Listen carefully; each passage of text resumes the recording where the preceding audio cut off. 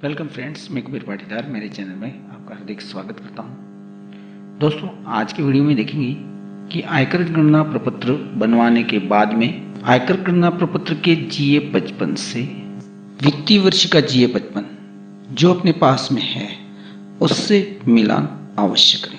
वो इसलिए कि आप किसी साइबर कैफे या प्राइवेट कंप्यूटर से अपना आयकर गणना प्रपत्र जनरेट करवाते हैं, हो सकता है उससे किसी भी प्रकार की मिस्टेक हो जाती है, तो यहाँ पर अलाउंस और डिडक्शन में मिसमैच ज़रा सा भी हो गया तो आपकी टैक्स लायबिलिटी बढ़ सकती है या फिर ग्रॉस इनकम भी कम ज़्यादा हो सकती है। यहाँ पर ये ग्रॉस इनकम टोटल जो अलाउंस है वो ग्रॉस इनकम यहाँ पर 7,33,701 रुपया आ रही है, लेकिन यहाँ पर उसी इम्प्लॉई का आयकर गणना प्रपत्र जनरेट किया है तो यहाँ पर उसकी इनकम 7,34,301 रुपया आ रहा है। ऐसा क्यों है?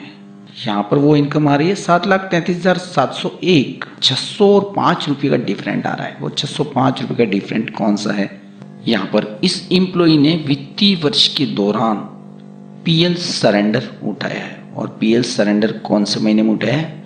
अगस्त महीने में, यानी कि जुलाई, अगस्त और सितंबर महीने के बीच में अगर PL सरेंडर उठाया है तो यहाँ पर सिस्टम अपने आप इसका सरेंडर एरियर जनरेट कर देगा। जैसे ही आपने यहाँ पर अगस्त महीने में PL सरेंडर की एंट्री डाली तो यहाँ पर सरेंडर एरियर 605 रुपया ये इसलिए जनरेट करता है क्योंकि जुलाई, अगस्त, सितंबर का DA अपना बढ़ा हुआ DA था और NPS एम्प्लॉय के GPF 2004 में जमा हुआ था और GPF एम्प्लॉय के उनके GPF अकाउंट में गया था।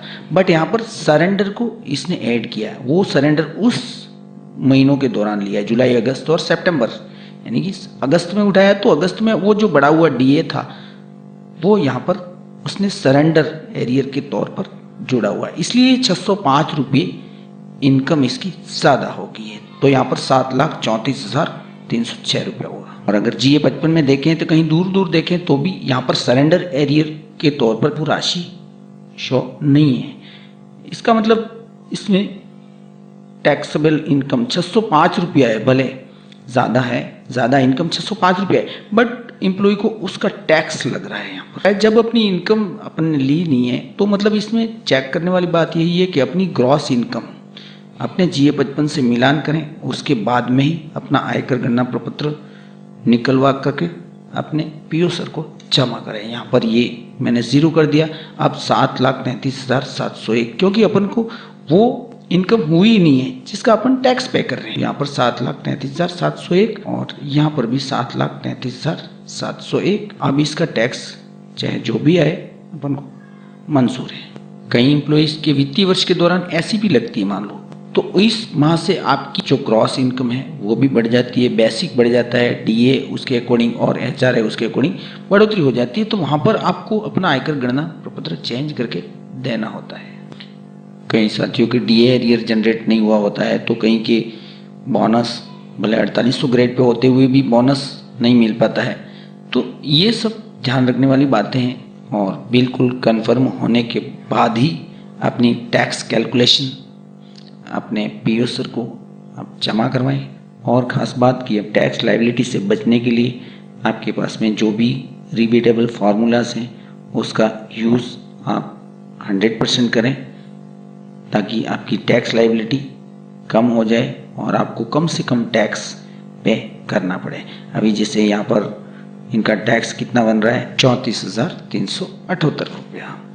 अभी इसको अगर मान लो 0 करना है, आपके पास में रिबेटेबल जो भी फार्मूलाज हैं वो आप इसमें यूज़ कर सकते हैं। एक तो यहाँ पर इनकी ATC डिडक्शन पूरी नहीं हो रही है, जहाँ पर 1.5 लाख होना चाहिए तो यहाँ पर 80,917 रुपया ही हो रहा है। तो यहाँ पर हमने उनकी ATC डिडक्शन की खानापूर्ति कर दी। यहाँ पर इन्वेस्टमेंट उनका बढ़ा दिया अपन ने कि PLI में यहाँ पर 40,000 रुपये का इन्वेस्टमेंट कर दिया, प्लस उनकी यहाँ पर LIC पॉलिसी जो प्राइवेट इंश्योरेंस वो भरते थे उनकी वो एंट्री यहाँ पर कर दी, और यहाँ पर ATC डिडक्शन उनका पूरा हुआ 1.5 लाख की लिमिट।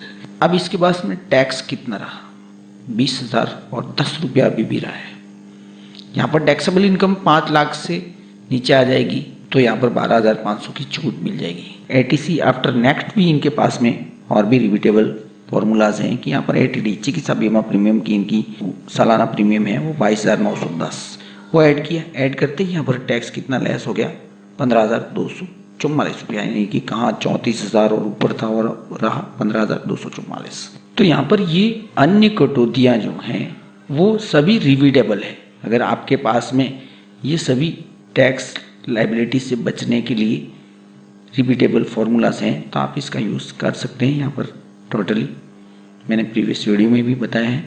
और फिर एक बार फिर से रिमाइंडर कि आयकर गणना जब प्रपत्र जनरेट करते ही अपने करंट ईयर 655 से मिलान एक बार अवश्य करें, क्योंकि यहाँ पर आपकी ग्रॉस इनकम बढ़ गई तो आपकी टैक्स लाइबिलिटी भी बढ़ जाएगी। वैसे तो इसमें देखने वाली बातें और भी हैं कि यहाँ पर आपका फाइनेंशियल ईयर 2022-23 और असेसमेंट ईयर यानी कर निर्धारण वर्ष लगेगा 23-24, ये भी चेक करना बहुत ज़रूरी है। ऐसा नहीं कि आपको प्रीवियस ईयर का आयकर गणना प्रपत्र जनरेट करके दे दे जिसमें NPS की कटौती होती थी और अब NPS कटौती बंद हो गई है। और यहाँ पर ओल्ड रिस्क में यानी ओल्ड स्कीम के अकॉर्डिंग ये भी चेक करना बहुत ज़रूरी है, क्योंकि अगर न्यू स्कीम में आयकर गणना प्रपत्र अपना जनरेट हो गया तो यहाँ पर अपन को प्रॉब्लम आ सकती है। ये न्यू स्कीम वाला है तो इसका टैक्स तो बहुत ज़्यादा है, 7,33,000 का 37,305 रुपया। और यहाँ पर अपन ने सभी रिपीटेबल फार्मूलाज यूज़ करते हुए कितना निकला है 15,244 रुपया। तो ये थी दोस्तों आयकर गणना में कुछ ध्यान रखने वाली बातें जो मैंने इस वीडियो के माध्यम से शेयर की। दोस्तों जानकारी अच्छी लगे तो वीडियो को लाइक एंड शेयर जरूर करें। Thanks for watching my video.